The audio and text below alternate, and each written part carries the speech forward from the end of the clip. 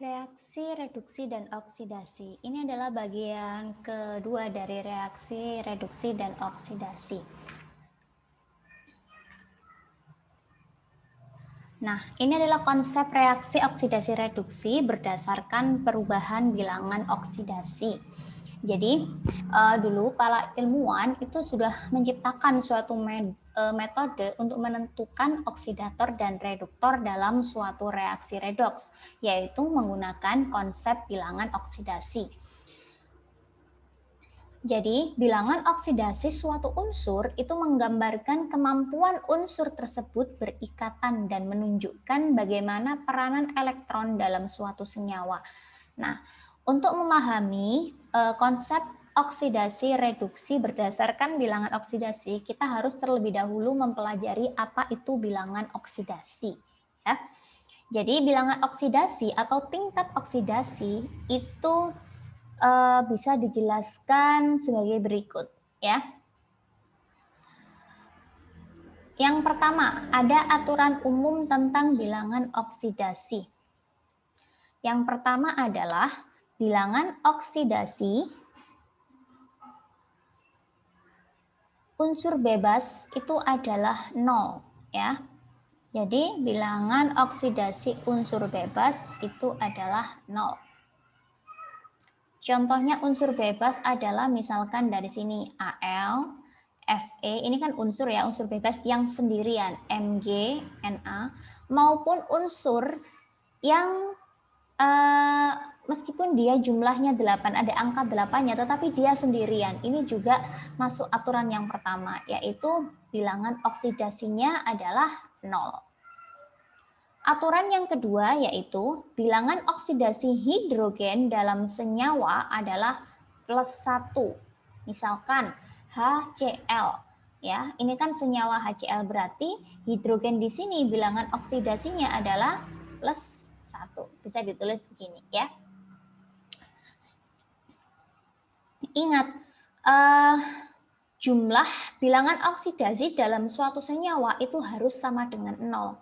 Misalkan ini, HCl. Total bilangan oksidasinya itu harus sama dengan 0. Sedangkan H sendiri bilangan oksidasinya adalah +1. Maka otomatis Cl di sini bilangan oksidasinya adalah -1. Kenapa? Karena +1 dikurangi 1 itu sama dengan 0. Ya. Jadi, itu aturan bilangan oksidasi yang kedua.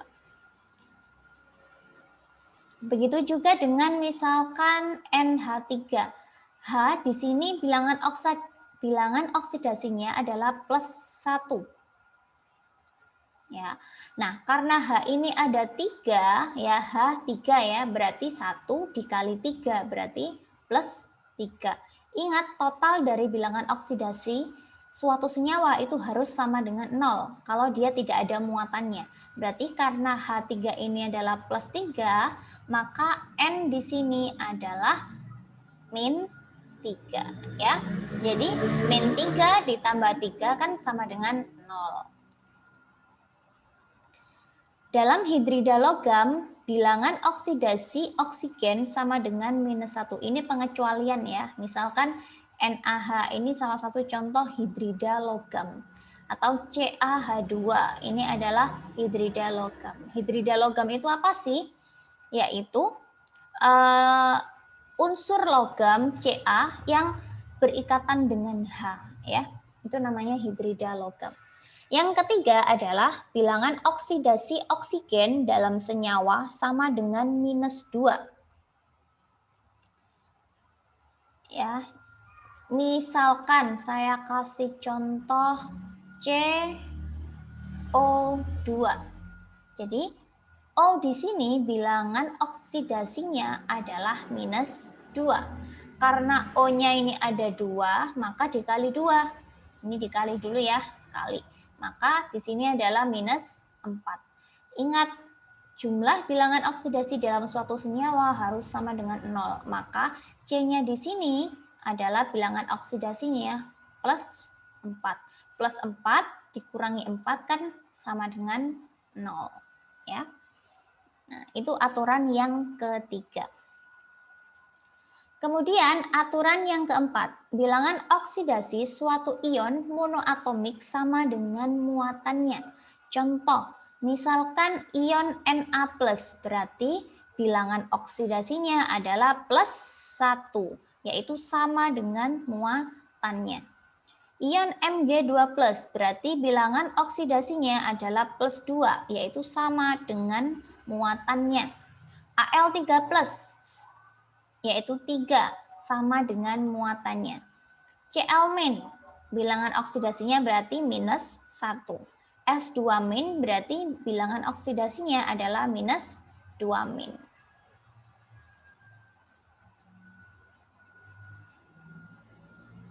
Aturan yang kelima, yaitu dalam senyawa, bilangan oksidasi unsur logam alkali sama dengan +1, sedangkan golongan alkali tanah itu sama dengan +2.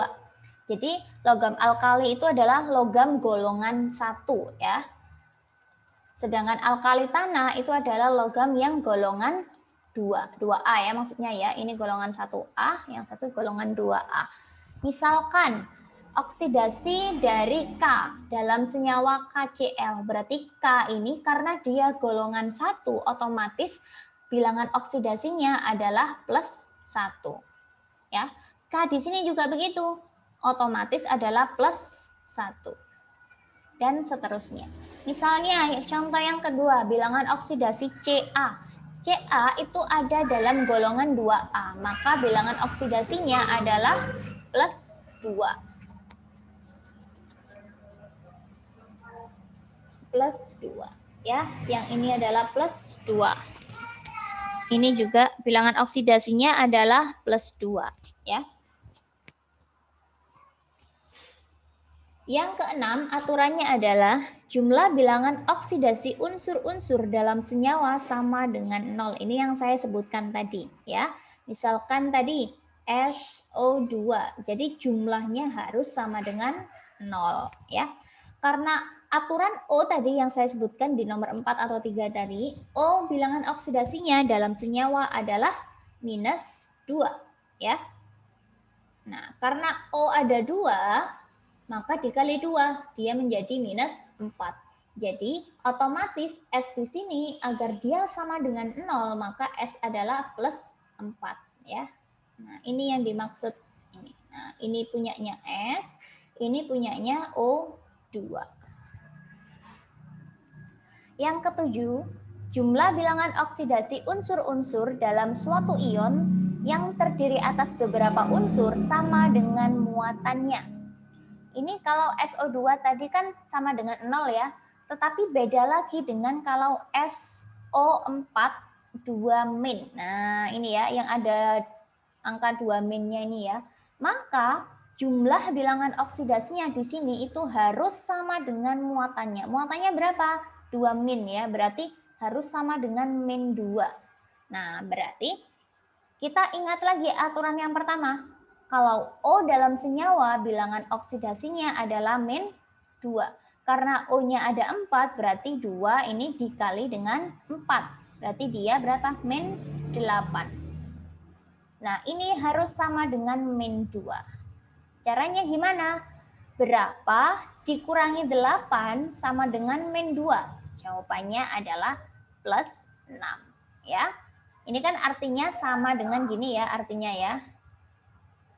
Artinya adalah kan 6 dikurangi 8 sama dengan -2. Ini ya gitu ya. Nah.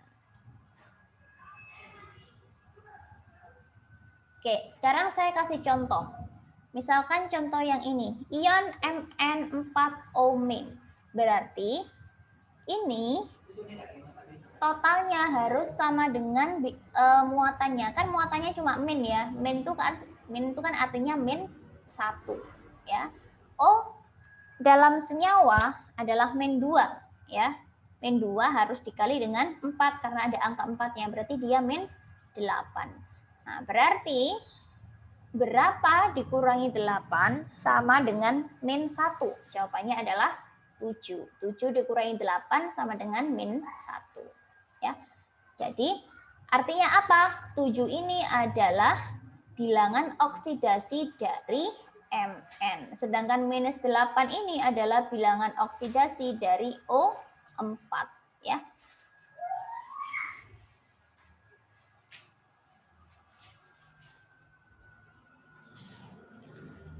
Oke, sekarang kita masuk pada inti bilangan oksidasi sebagai petunjuk atau sebagai apa itu namanya, untuk mengetahui apakah suatu reaksi itu oksidasi atau reduksi. Jadi coba perhatikan reaksi ini. Ingat ya, yang kotak-kotak ini tuh tanda panah ya. Cuman ini salah, kayaknya saya ketik gitu aja ya. Jadi tanda panahnya nggak muncul. Jadi saya punya reaksi CuO ditambah dengan H2 menjadi CuH2O. Sekarang kita lihat satu persatu bilangan oksidasinya. Yang pertama CuO. Ingat, O dalam suatu senyawa bilangan oksidasinya adalah min 2. Sedangkan Cu otomatis plus 2 karena dia harus sama dengan 0 ya. 2 dikurangi 2 adalah 0. Ini ya. Nah, H2 bilangan oksidasinya adalah 0. Ingat ya, unsur yang tunggal yang sendirian, maka dia bilangan oksidasinya adalah 0. Kemudian Cu juga 0 karena dia unsur sendirian. H2O. Nah, ini juga sama, bisa pakai aturan H, bisa pakai aturan O. O bilangan oksidasinya selalu min 2 kalau dalam senyawa. Ini harus sama dengan 0. Berarti berapa dikurangi 2 sama dengan 0, yaitu adalah plus 2. Ingat, hanya kan ada 2 ya, berarti harus dibagi dengan 2. Berarti plus 2 dibagi 2 kan plus 1. Berarti bilangan oksidasi dari H saja itu adalah plus 1 ya. Nah, sekarang kita lihat Cu sendiri ya, yang awalnya adalah plus 2, kemudian dalam reaksi ini dia menjadi 0. Ya, saya tulis di sini.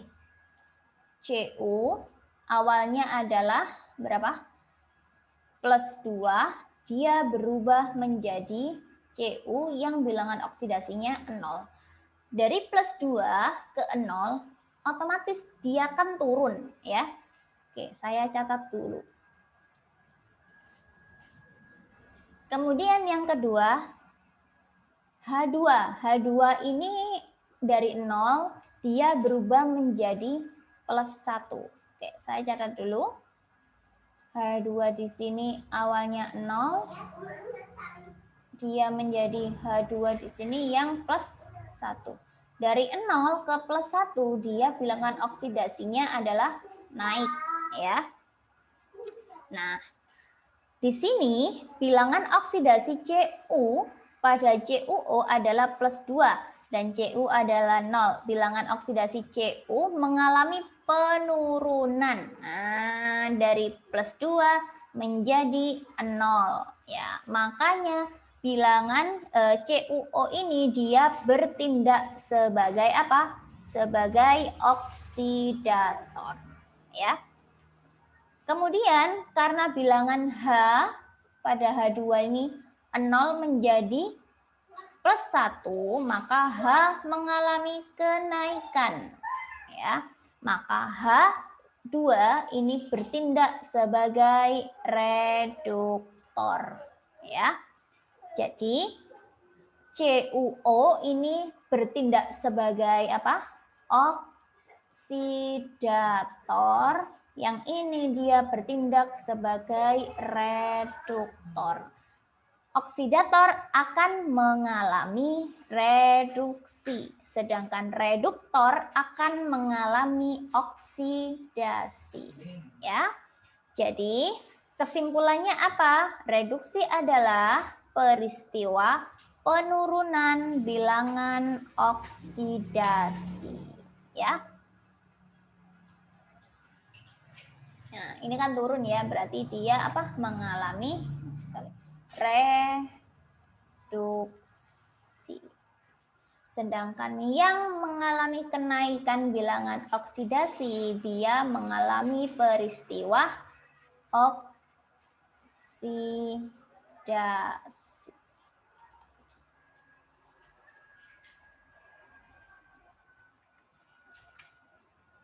Nah, ini contoh yang kedua.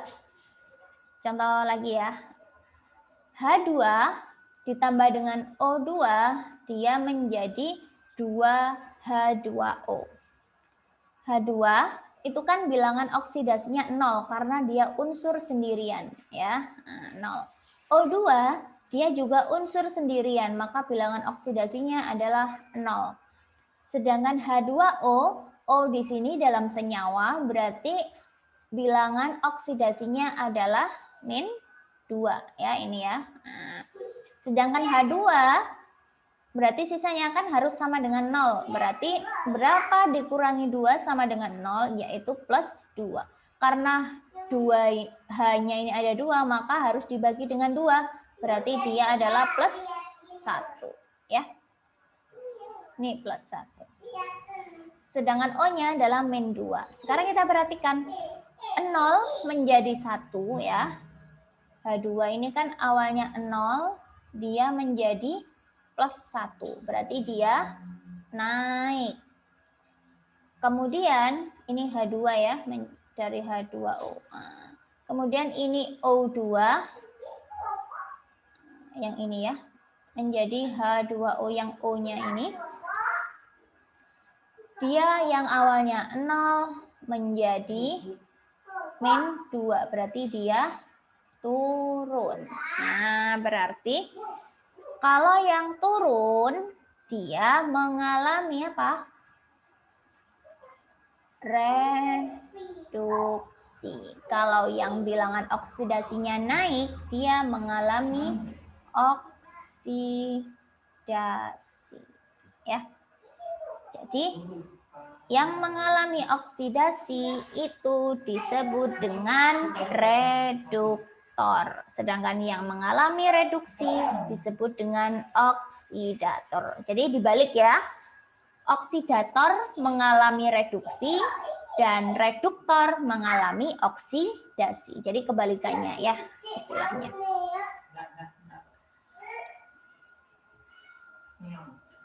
Ya, ini kesimpulannya saja yang saya jelaskan tadi ya. Ini silakan dibaca. Untuk contoh yang kedua juga sama ya. Dari Cu menjadi Cu2+ atau plus 2, dia mengalami oksidasi. Ini dari plus 5 ke plus 4 juga sama mengalami reduksi. Ya.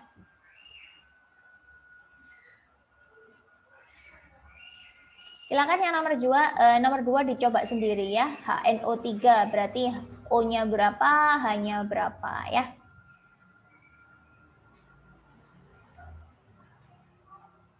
Nah, bilangan oksidasi itu biasanya juga berguna untuk menentukan nama dari suatu senyawa. Ini saya berikan sekilas saja. Jadi misalkan Cu2O ya. Artinya Cu di sini itu berapa sih bilangan oksidasinya? O kan min 2 ya. Ini harus sama dengan 0. Berarti ini plus 2. Karena Cu-nya ada 2, berarti harus dibagi 2. Dia berarti plus 1 ya. Cu di sini bilangan oksidasinya adalah plus 1. Nah, karena bilangan oksidasinya plus 1, maka tata nama senyawanya adalah tembaga 1 oksida. Jadi 1 di sini menunjukkan apa? Menunjukkan apa? Bilangan oksidasi ya. Yang nomor 2 juga sama. Ini juga min 2, ini berarti kan plus 2 karena Cu-nya nggak ada angka 2-nya. Sama dengan 0. Berarti 2 ini adalah apa? Sama. Dia adalah menunjukkan bilangan oksidasinya.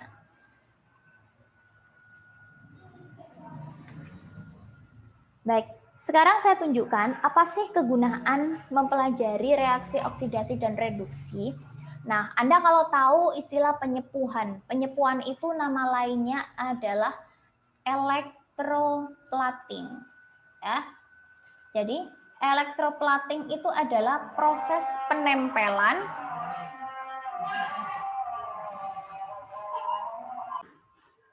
Jadi electroplating itu adalah sebuah proses pelapisan logam terhadap logam yang lain ya. Jadi beberapa industri ya baik ataupun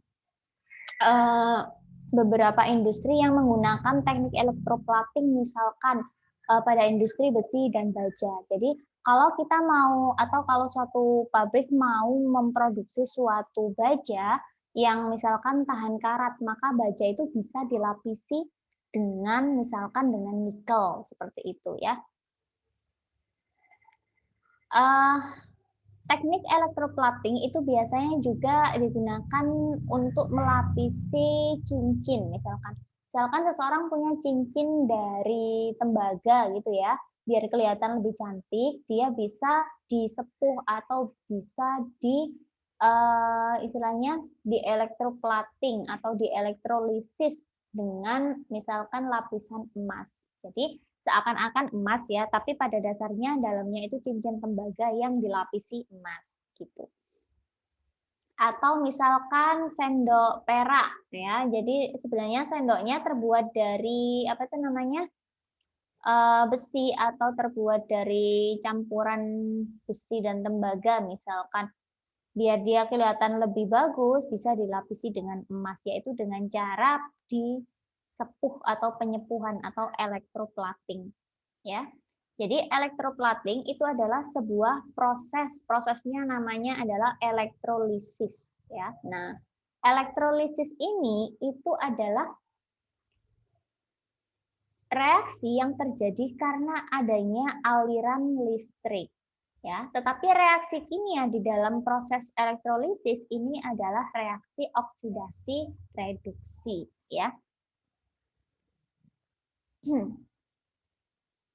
Gambar di sebelah kanan ini adalah proses penyepuannya ya. Jadi misalkan saya punya logam emas ya, caranya gini. Ini adalah plat emas ya, plat atau apa itu namanya? Logam ya. Logam emas. Nah, kemudian yang sebelah sini anggap saja ini misalkan cincin ya.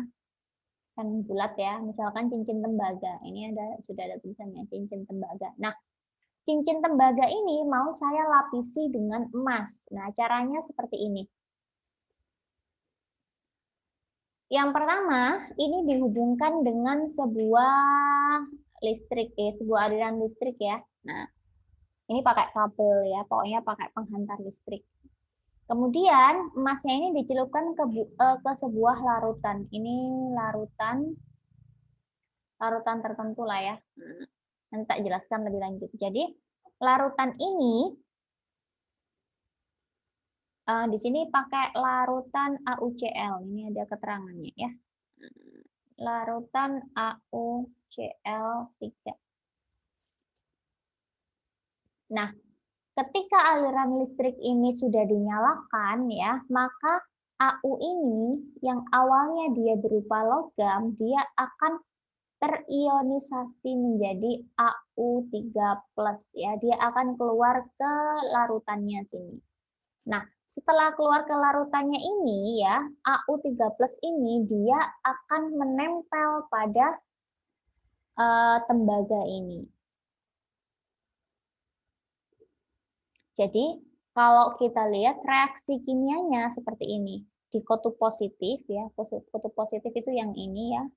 Nah, ini di kutub sini itu terjadi sebuah reaksi kimia, sebuah reaksi AU menjadi AU3+ plus elektron. Sedangkan di kutub negatif, kutub yang satunya yang di sebelah sini ya, itu terjadi reaksi AU3+ plus 3 elektron menjadi AU. Ini artinya apa sih? Ini proses pelepasan ya atau ionisasi AU ke larutan. Sedangkan yang satunya ini adalah penempelan. Penempelan AU, AU itu emas ya, AU itu simbol unsur dari emas ke tembaga ya, atau ke cincin. Jadi prosesnya seperti ini.